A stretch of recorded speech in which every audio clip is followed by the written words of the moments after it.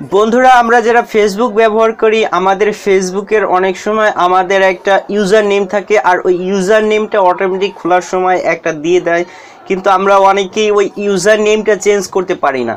ওই ইউজার নেমটা কিভাবে চেঞ্জ করতে হয়, আর ওই ইউজার নেমটা দ্বারাই কিন্তু আমরা ফোন নাম্বার অথবা ইমেল ছাড়া ওই ইউজার নাম দ্বারাই কিন্তু আমরা ফেসবুকে লগ ইন করতে পারি, অথবা কাউকে সেন্ড করলে সে সরাসরি ওই ইউজার নেমটা দ্বারা আমাকে সার্চ করলে আমার ফেসবুক অ্যাকাউন্টটা তার সামনে চলে আসবে। অনেক সময় অনেক ইউটিউবার বা অনেক মানুষ ভিআইপি পার্সন যারা আছে তারা facebook.com/ তার নামটা বলে দেয়, যে যখন facebook.com/ তার নামটা দিয়ে দেওয়া হয় তখন কিন্তু তার ফেসবুক অ্যাকাউন্টটা চলে আসে। তো আমরা যদি সেই কাস্টম ইউআরএল অর্থাৎ কাস্টম ইউজার নেমটা যদি সেট করতে চাই, কিভাবে আপনারা সেই ইউজার নেমটা চেঞ্জ করবেন সেটাই দেখাবো। যেহেতু আমরা মোবাইল থেকে দেখাবো, চলুন আমরা মোবাইল স্ক্রিনে চলে যাই।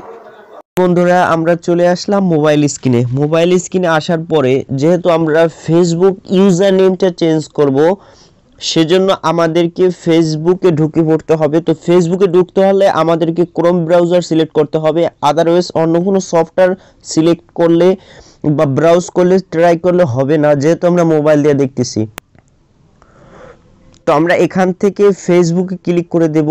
ফেসবুকে ক্লিক করার পর আমাদের সামনে এরকম চলে আসবে। যদি এরকম না আসে, উপরে 3 ডট মেনুতে ক্লিক করে স্ক্রল করে এই যে ডেস্কটপ সাইট, এখানে টিক মার্ক করে দিবেন, তাহলে আপনার সামনে ফেসবুকটা এরকম চলে আসবে। এরকম চলে আসার পরে একেবারে কর্নারে, আমি একটু জুম করে আপনাদেরকে দেখাচ্ছি, একেবারে কর্নারে ড্রপ ডাউন মেনু যেখানে আছে, এই যে আমি দেখাই দিচ্ছি, এখানে ক্লিক করবেন। এখানে ক্লিক করার পরে আপনাদের সামনে এরকম একটা উইন্ডো চলে আসবে। এখন এইখানে দেখেন একেবারে নিচের উপরে যেটা আছে সিটিং, ওই সিটিং এ আমাদেরকে ক্লিক করতে হবে। ওকে বন্ধুরা, আমরা যখন সিটিং এ ক্লিক করলাম তখন আমাদের সামনে এরকম একটা ইন্টারফেস চলে আসলো। তো এখানে আমি একটু জুম করে আপনাদেরকে দেখাচ্ছি, এইখানে প্রথম যেটা আছে নেম, দ্বিতীয় নেম হচ্ছে ইউজার নেম, দ্বিতীয় যে আমাদের লাইনটা আছে ওখানে ইউজার নেম, এখানে facebook.com/ bangla.rk আছে। আপনারা যদি আপনাদের এখানে যাই থাকুক বা না থাকুক, আপনারা এখানে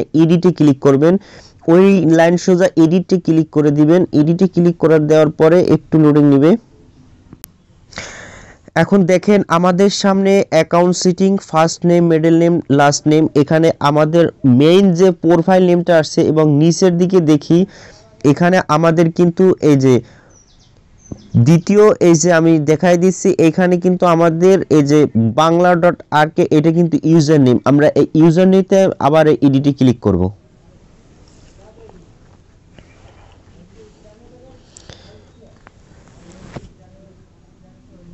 এডিটে ক্লিক করার পরে এই যে দেখি এখানে আমার bangla.rk আছে। এইখানে আপনাদের যাই থাকুক আপনাদের মনের মতো নামটা দিয়ে, এখানে সম্পূর্ণ আপনার মনের মতো নামটা দিয়ে এই যে সেভ চেঞ্জে ক্লিক করে দিবেন।